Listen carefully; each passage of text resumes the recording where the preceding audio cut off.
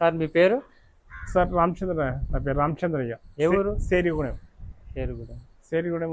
ఇది గత 2 సంవత్సరాలుగా చేరుగుడెం షాబాద్ మండల్. షాబాద్ మండలం సేరిగూడెం. ఆ, గత 2 సంవత్సరాలుగా పక్షవాతం వచ్చింది. ఆ, వచ్చి మస్తు ప్రైవేట్ హాస్పిటల్ చూపించిన, ఎక్కడ మంచిగా లేదు.